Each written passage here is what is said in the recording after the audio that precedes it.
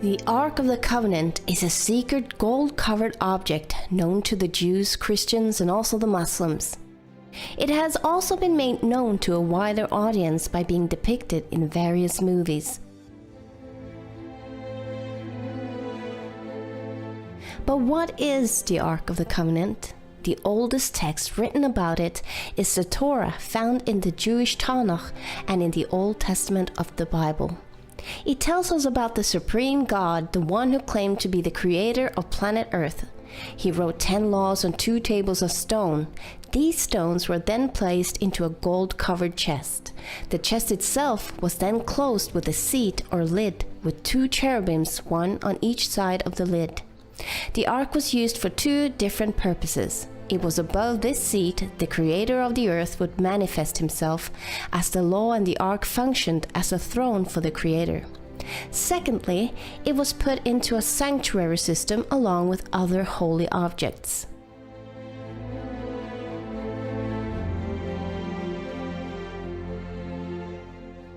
No one was allowed to enter the room that housed the ark, except once every year, where a high priest brought blood into the room and placed the blood in front of the ark and on the seat of the ark. This signified how the people's transgressions against the law in the ark had been brought to justice, by a substitute's blood being brought before the throne.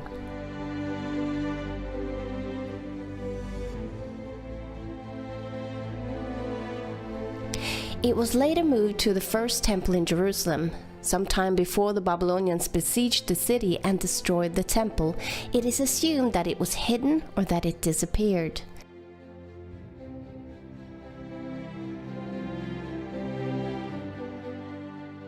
Since then, many scholars, theologians, historians, and archaeologists have wondered what had happened to it, or if it had even existed. Was it a fact or was it a myth? No one was allowed to touch the ark. On more than one occasion, those who violated this law were struck dead. It also followed the Israelites into war. When it was captured by enemies, they were struck by plagues until they returned it to its guardians. It was thought to have magical powers. Over many years, there have been many ark hunters looking for the Ark of the Covenant, or trying to understand the significance of the ark. Many have made replicas of it. More than one have claimed to have discovered it, but so far, no one has brought evidence of their findings so they could be examined.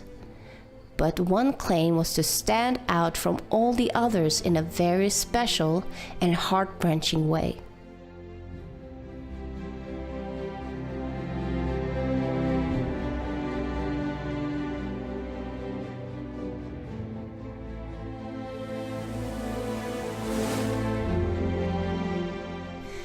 The disappearance of the ark has been a mystery for a very long time.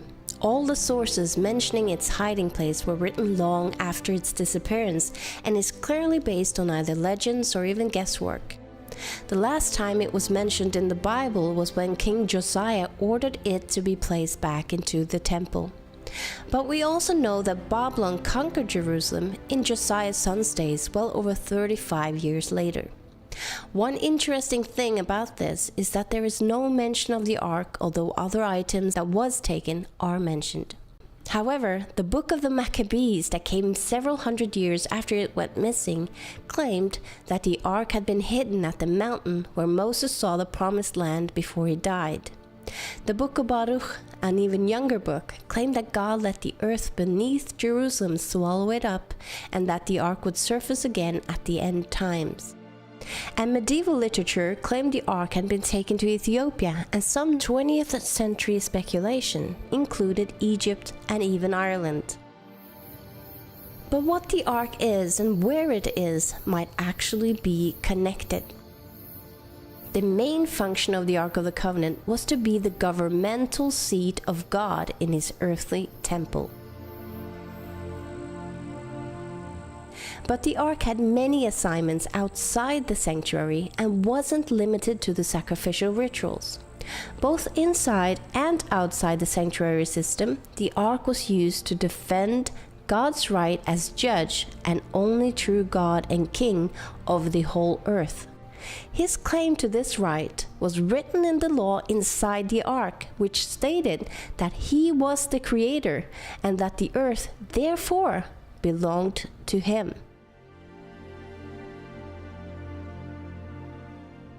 The God of the Bible said, "The ark of the Lord of all the earth. For all the earth is mine. For the Lord Most High is terrible. He is a great king over all the earth."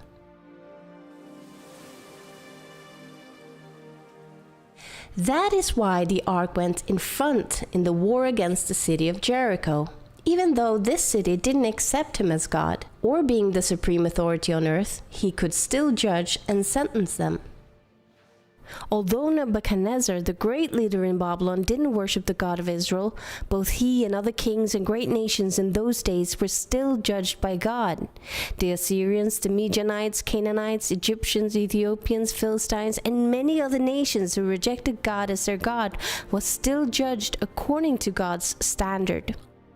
When the last king of Babylon mocked God and God's temple, he was sentenced by the Lord by the means of a hand writing his judgment on the wall in front of everyone in the room. God shows that no matter what religion or ethnic background you have or belong to, you will be judged according to the standard of the Creator and not by your own moral standard or the moral standard of your specific culture. One of the ark's functions was going before God's people in the wilderness and to lead them to their resting place. It was present when a dispute of authority about whom God's chosen was had to be solved. It went before them out into the Jordan River, so the river miraculously opened up for them, making them able to cross over to the other side. It took part in the confirmation of the covenant between God and Israel at Mount Ebal. And still, when Israel failed God and was conquered by the enemy, and the ark was taken from them, God used the ark to judge the Philistines and humiliate their gods so that they were forced to send it back again. In this situation, God used the ark as a status symbol of his kingship. Even when God didn't protect his backsliding people, he had protected the ark as it represented his authority. This makes it clear that no man needed to protect it and that God would keep it safe all on his own. This also eliminates the possibility of it being destroyed. The ark had been God's throne on earth, and the Bible says, "Thy throne, O God, is forever and ever." While Jeremiah had just witnessed Jerusalem and the temple being destroyed, he had something entirely different to say about God's throne. "Thou, O Lord, remaineth forever, thy throne from generation to generation." So what really happened to it? Jeremiah had been told by God that the city and temple were going to be destroyed. He was prepared, and so were many others. The most natural thing to do was to hide away their most sacred object, the Ark of the Covenant. A prophetic word on the end times in the Bible might have given us a clue as to where the Ark would resurface. "And it shall come to pass in the last days, and let us go up to the mountain of the Lord, for out of Zion shall go forth the law and the word of the Lord from Jerusalem."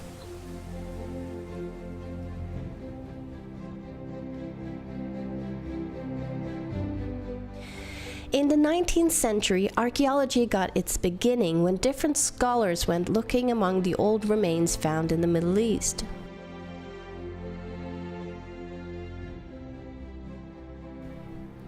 From tombs and temples in Egypt to historical records and biblical cities in Mesopotamia and Palestine, the Bible as a historically correct book was evident as ancient cities and nations mentioned there. Ancient writings from other nations confirmed scripture. Until then, even the city of Babylon had been a legend to many people until they recovered its remains. But Jerusalem had been inhabited since the Ark disappeared. Many people had just built new buildings on top of the ancient ones. Thus, the old city became layers of history, one after the other.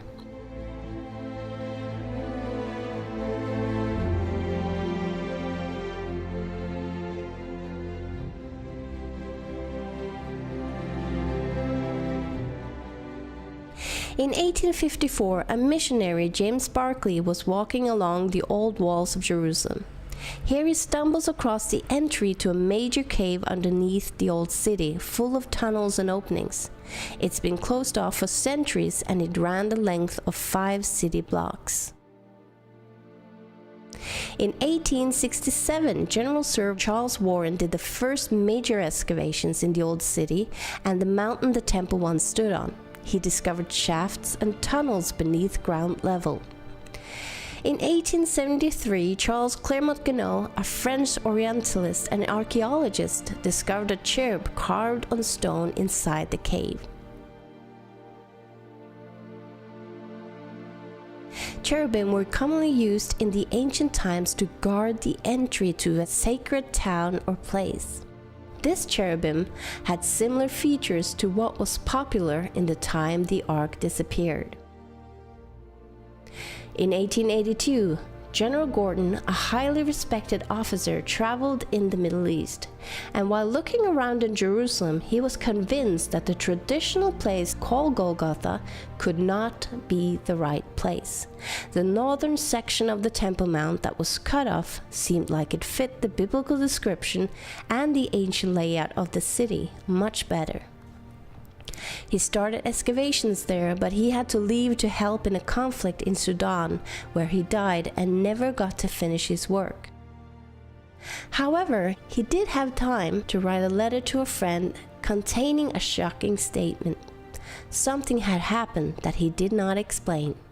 The northern mountain that Gordon identified as Skull Hill was also the location for Jeremiah's cave, where he wrote the Book of Lamentations, the very same book where Jeremiah had said, "God's throne remaineth."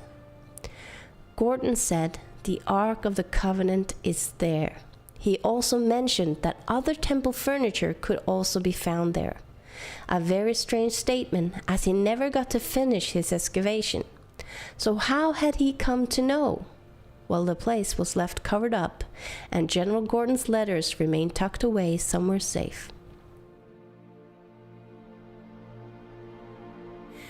About 100 years later, a man by the name of Ronald Wyatt had started praying to God to use him to show the world that the Bible was true.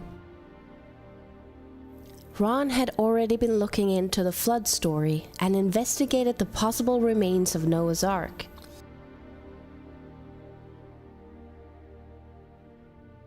He was also studying the Israel exodus from Egypt and the location where they could have crossed the sea.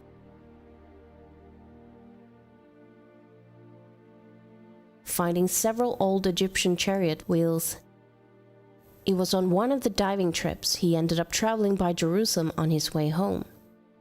He was walking along the cliff face with a new acquaintance when his hand suddenly went up on his own. And his hand pointed to a place where some debris and trash was lying in front of the cliff. Without understanding why or how, he heard himself say, "There is Jeremiah's grotto, and the Ark of the Covenant is there."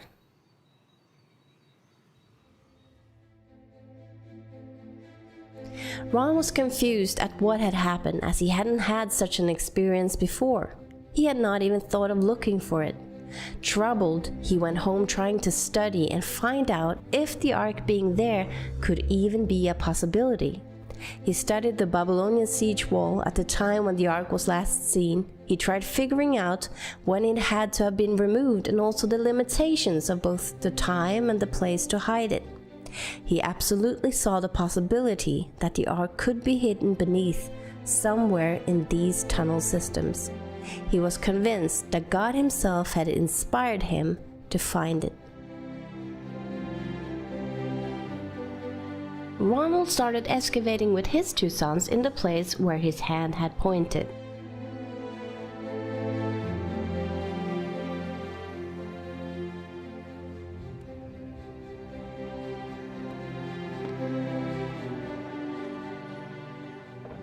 However, they soon discovered that a large mountain rock made digging downwards difficult. Instead, they started digging a few feet to the right. As they started excavating, he quickly found 3 niches in the cliff face. Ron thought that perhaps they could be niches that were meant to hold signs, coming from the Roman period.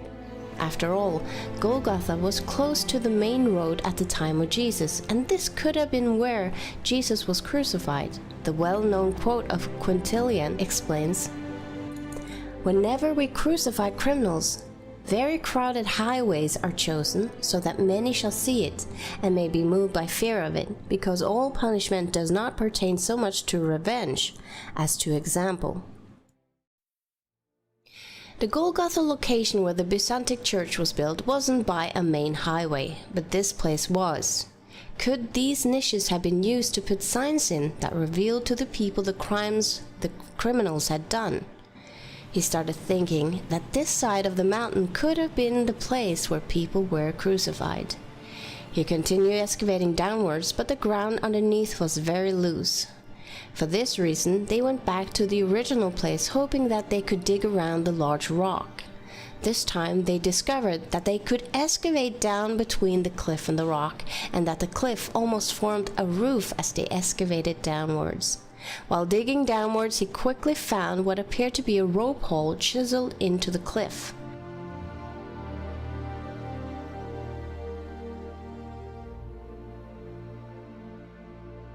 He was about to find out what it could have been used for. 38 feet below ground level, they found themselves in what appeared to be a cistern-like structure.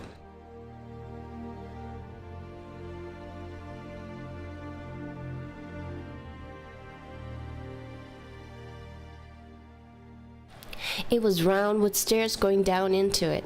Ron wondered if it might have been used to store grain and then later was used as a cistern. He chiseled through the plaster and found a large amount of pottery amongst the dirt and debris used as fill to form the cistern. When he showed these pottery pieces to the antiquities authorities, they examined them and informed Ron that some of them dated all the way back to the Jebusite era. The specimens that were dated to the most recent was from the Roman period. He continued along the cliff face underneath where he had found the niches. Because of the pottery and coins they found, they understood that they were on the Roman level. While digging down, he found many finger bones that confirmed his suspicion that this place was once a place for executions. In addition to crucifixions, stoning was also performed during the Roman Jewish era. Outside the cistern structure that Ron discovered, he found another circular structure on the opposite side. Only a base of the circular structure seemed to be intact.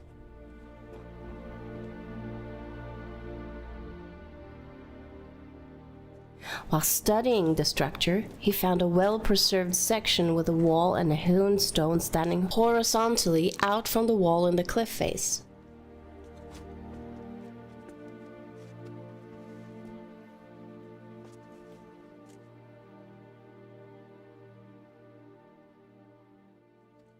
A few feet in front of it, he noticed a square rock that didn't look like a natural shaped rock. He carefully picked it up and found a squarish hole chiseled into the bedrock underneath. Could this have been a cross hole?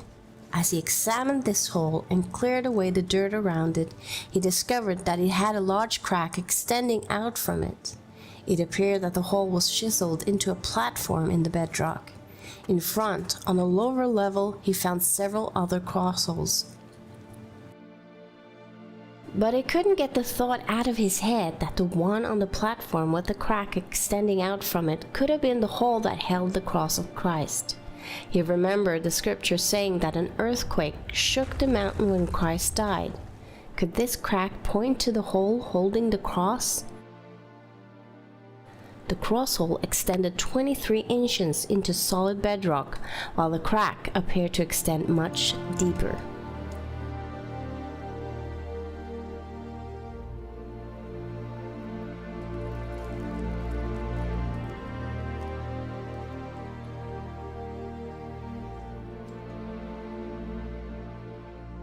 It is not unlikely that they would have known where Christ was crucified, and he had many followers who would want to turn the site into a place of remembrance. The Golgotha the Catholic Church and Orthodox churches both use was first ordered to be built by Constantine the Great around the year 325 or 326 over the remains of an old pagan temple.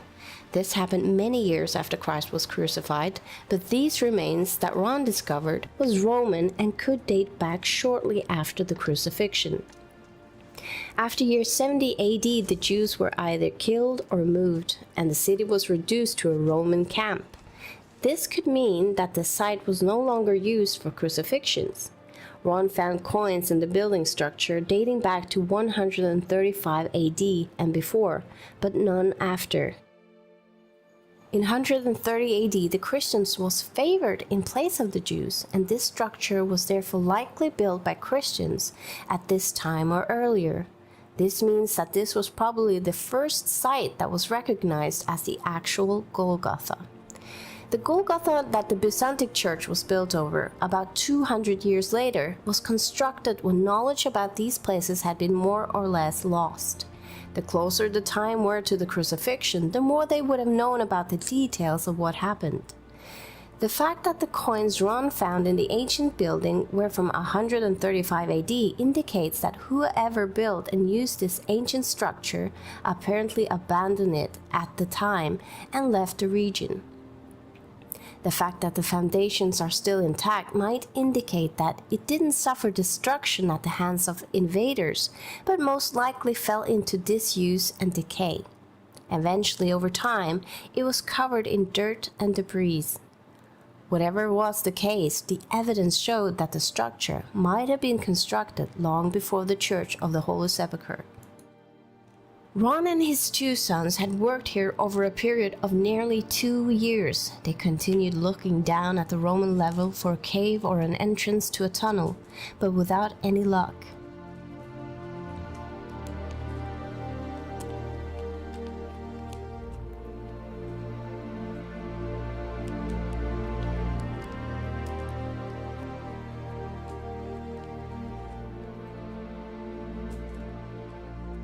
Ron then found himself impressed to break through a crack in the cliff wall. They all prayed and continued to feel impressed. They used hammers and chisels, and after a short time, they could see an open space behind. They enlarged the hole so they could get through.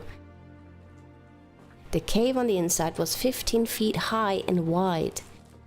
Ron had first gotten excited when discovering the cave, thinking the Ark might be right there inside it. But it was empty and led to myriads of shafts and openings inside the mountain.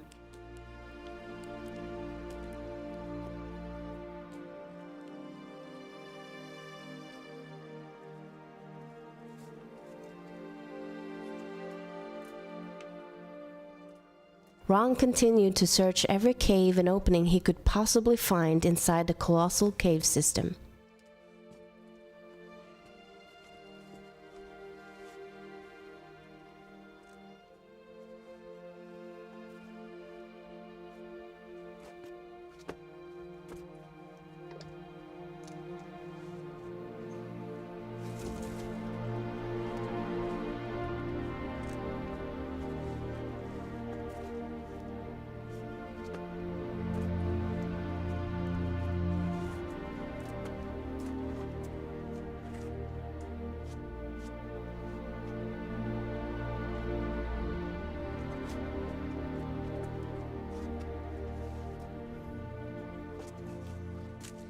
For 2 years they went back and forth between the States and Jerusalem to earn money at home so they could come back and continue the search. In December 1981, they continued their work inside the cave system, looking into any opening, crack, or cave they could find. However, all 3 of them ended up with a cold. Ron's 2 sons went back to the States, and Ron had to rely on help from others to continue. He wasn't going to give up and felt God had promised him that he would find the Ark on this specific trip. But now he had used all of his money, he was sick, and the work was very hard and exhausting. One of the locals that were helping him went through some of the smaller openings as he was thinner and could get into places Ron couldn't. While looking around, Ron found a chimney-like passage, and from there, a small tunnel where Ron had to exhale in order to squeeze himself through.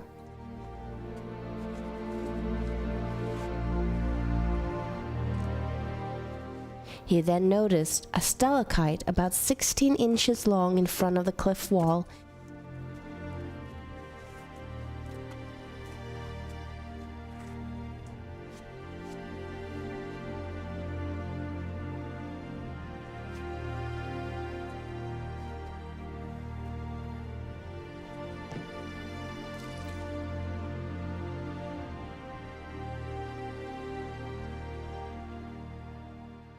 Behind it was a hole, and Ron tried to look through it without any luck.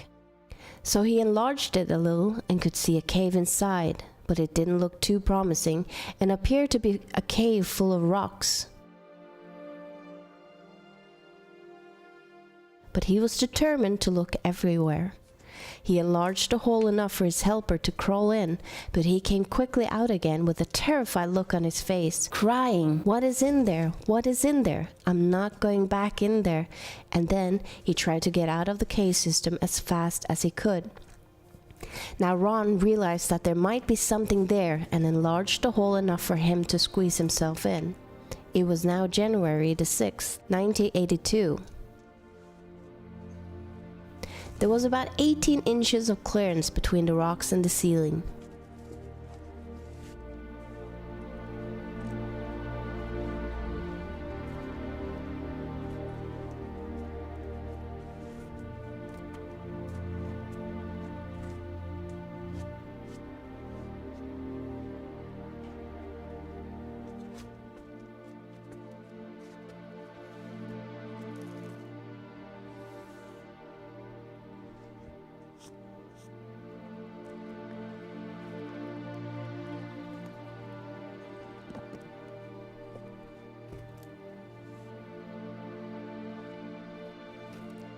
Ron started shining his flashlight down through the rocks to see if there was anything underneath.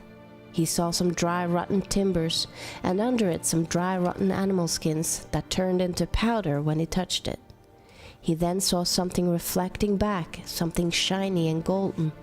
At first he thought it could be the Ark of the Covenant, but when removing the animal's skin, he saw a gold veneered table with a raised molding around the side, which consisted of an alternative pattern of a bell and a pomegranate. Ron felt sure this had to be from the first temple or the missing tabernacle furniture, and could be the original table of showbread. He then started to investigate the chamber more closely and looked around. He used his light and noticed a crack in the ceiling. Climbing closely to the rocks to the rear of the chamber, he saw a stone case right underneath the crack. It had a flat stone top which was cracked in two, and a smaller section moved to the side, creating an opening into the stone case. But the top was too close to the ceiling for him to be able to look inside it. He noticed a black substance in the crack above it, and some more of the black substance on the edge of the lid, leading into the box. The crack in the ceiling was directly above the cracked part of the lid, where it was open, and some of the black substance had to have fallen into the case. It was at this time, as Ron recalls, as the instant realization of what had happened here dawned on him, that he passed out.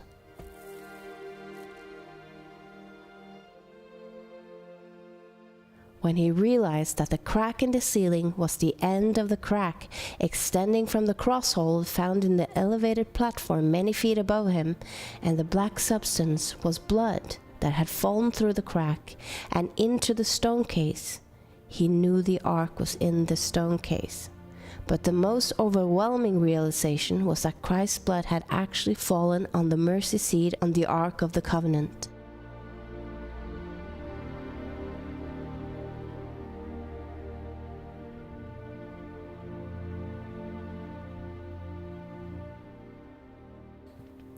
Ron was passed out for some time.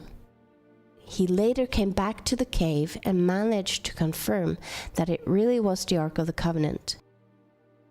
He informed the Israeli government of the discovery, but was told to keep it quiet. But Ron could not stay silent for long. Ron visited the chamber several times and reported that several items were in there in addition to the Ark of the Covenant in the stone case. The 7-branch candlestick holder with their lamps from the original sanctuary, the golden altar of incense, the table of showbread, a golden censer, an ephod, a mitra with an ivory pomegranate on the tip, a brass shekel weight, oil lamps and a brass ring, and a very large sword.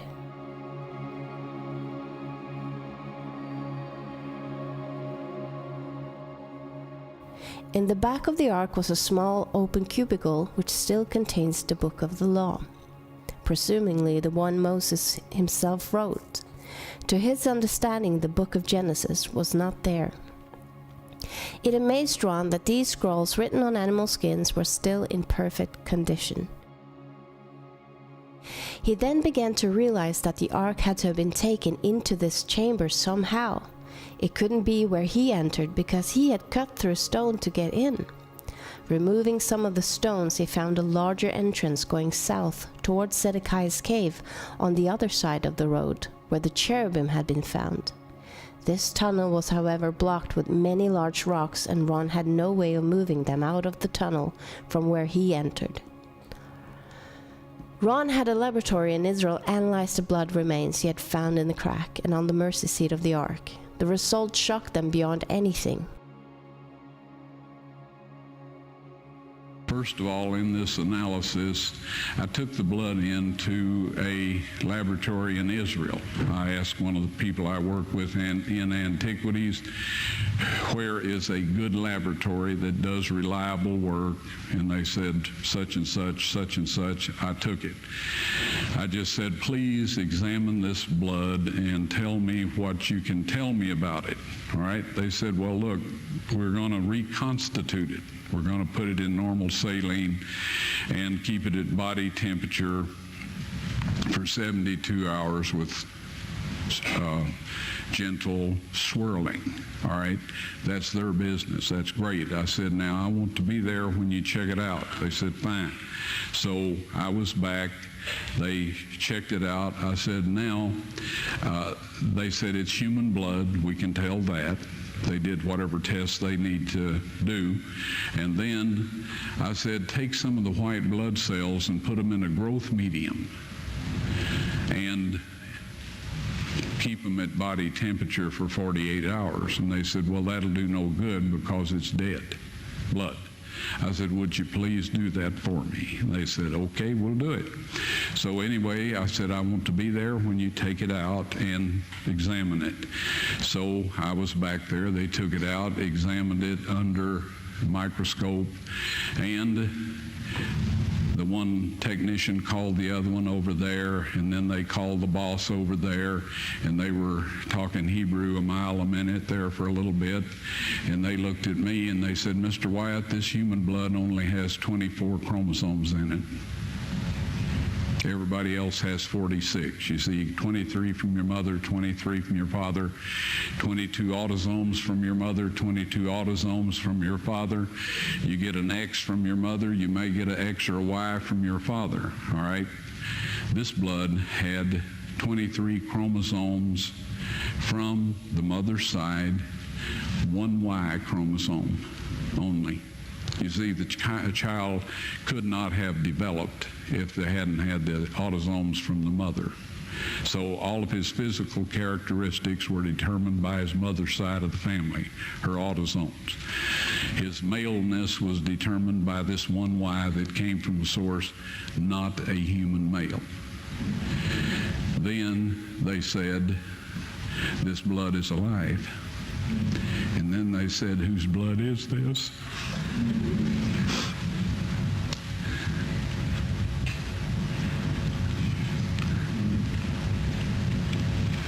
I said, it's the blood of your Messiah.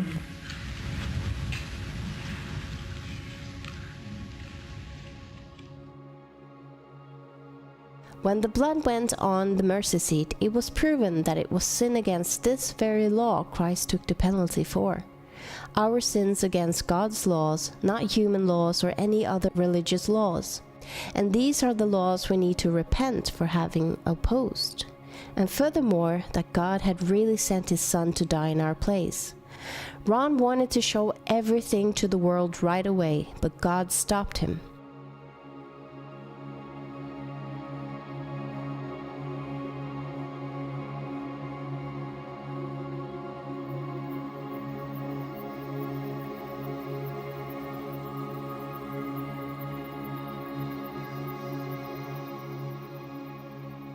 On his fourth visit, the chamber and tunnel were all cleared up and the furniture arranged in their order.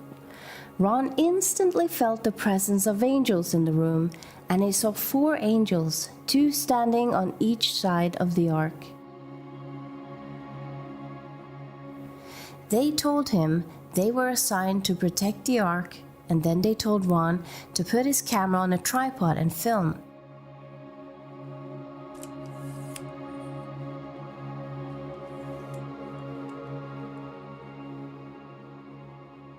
They lifted the mercy seat and helped him take out the 10 commandments written on the 2 tables of stone.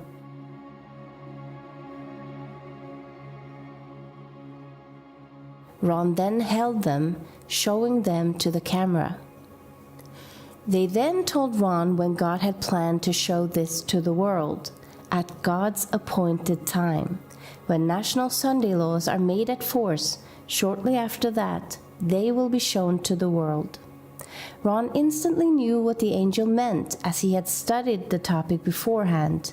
The angel was talking about the enforcement of the mark of the beast, mentioned in Revelation 13 and 14 as the last deception and test coming over the world before Christ's second coming. The law in Christ's blood is a testimony, countering a man-made version of God's commandments that will be forced upon people all over the world. Also, it will confront the wrong conditions of salvation that has been preached to many people by religious leaders.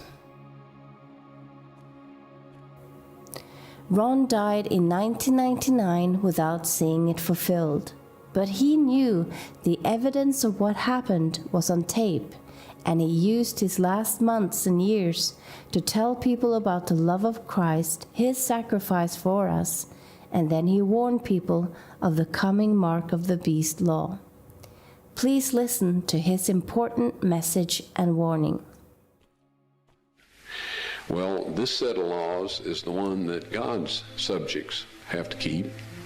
It's under his throne in heaven and on earth, because Moses was told to make his dwelling place, God's earthly dwelling place, after the manner shown him in the mountain, or the pattern shown him in the mountain. And so anyway, this mercy seat was the earthly throne of God, and it still is. And the Shekinah glory dwelt there for hundreds and hundreds of years, until the Jews became so rebellious and paganistic that God decided he wouldn't dwell among them anymore. We may take a look at that in a little bit.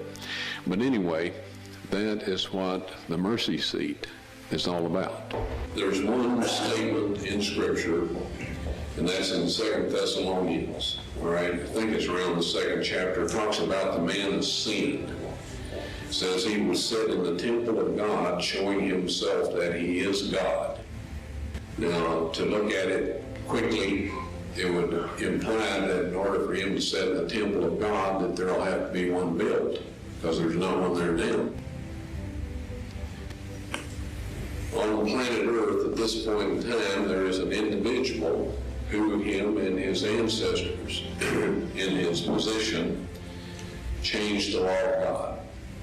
They eliminated the second commandment, which says, "Thou shalt not make unto thee any graven image, or any likeness of anything in heaven above, earth beneath. Thou shalt not bow down to them, nor serve them." That kind of interfered with the way they wanted to do things, so they eliminated that. They divided number 10 into 2, so the number would still be 10. Yes, the tables of stone were found in the Ark of the Covenant. I personally removed them with the assistance of 4 angels who lifted the mercy seat, which I would estimate weighs about 900 pounds of solid gold. And one of these angels told me to take the tables of stone out of there. He said God wants everyone to see those. And so I took them out, backed up, stood there, frozen in place, and I just can't describe my physical state or mental state or anything else. If I didn't have some physical evidence to prove it happened, I think I had a dream or something. But anyway, they are now available to be shown, but we won't say.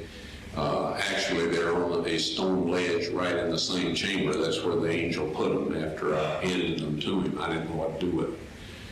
And I was told that these are to be presented with the blood evidence when the mark of the beast law is passed or enforced. Now, I know everybody wonders about what it is, the mark of the beast. You've heard all kinds of rumors, stories, and all of this. I'll tell you quick and simple. If you keep the 10 Commandments that God wrote upon those tables of stone, and about which he says in Psalms 89:34, those of you that are writing down text, you'll want this one. Psalms 89:34. He says, my covenant will I not break, nor alter the thing that has gone out of my lips. He spoke the 10 Commandments from the mountaintop. He wrote them in stone, and he says, nothing will change, right? If you keep that law, you will receive the seal of God. Soon there will be a set of man-made laws, best intentions, surrounded by a barrage of salubrious soliloquies and sepulchral solicitudes. That's all kinds of stories and all of this instigated by the devil to make you think that this is the best thing that ever happened to the human race and that you could just ought to go along with it voluntarily. These man-made laws will require that you break God's 10 Commandments. Christ said of the Pharisees, for it is in vain that they do worship me, teaching for doctrines the commandments of men. If you keep those man-made laws and break God's 10 Commandments, you will receive the mark of the beast. Nobody has the mark of the beast at this point in time. You can only get it after that those laws are enforced. Now, is that hard? When a bunch of man-made laws are passed and enforced that require you to break God's 10 Commandments, the penalty for not keeping those laws is that you cannot buy or sell. That is the mark of the beast. We will say, friends, keep this law and you receive the seal of God. Keep the laws that man has made that force us to break God's law, and we have the mark of the beast. It may sound a little simple. I know there's people that say it's the computer chip and all kinds of stories. It is keeping the laws of man instead of the laws of God. As Christ said to his disciples when speaking of the Jewish leaders in his day, he said, for it is in vain that they do worship me, teaching for doctrines the commandments of men. God did not accept Abel's or Cain's offering of fruit and vegetables. He will not accept any substitute for our loyalty to Him, but keeping His 10 Commandments. And there will come a time, folks, when if you do that, you will not be able to buy or sell. Now in Psalms 89:34, he says, "My covenant will I not break, nor alter the thing that has gone out of my lips." Okay? That means that the 10 Commandments, which is the covenant, He won't change that. He spoke it from the mountaintop, and it's recorded in the 20th chapter of Exodus. He won't change that. When I saw the tables of stone and saw what they said exactly the same thing that the original Hebrew text says in the book of Exodus. Exactly. All right? And that will not change. Now, the Bible warns us that Satan will come with signs and lying wonders. All right? How can we tell what is a miracle by Satan? Because he's a supernatural being. All of the fallen angels are supernatural beings. They can do things that are miraculous from our point of view. How can we tell what's of God and what's not? If they say God's 10 Commandments are binding, to break those is to sin, then they're of God. If they say anything other than that, they are not God, and we have no business listening to them, regardless of what kind of miracles they are performing. The tables of stone will be on display after the National Sunday Law is enforced. That is the exact words of the angel as I recall.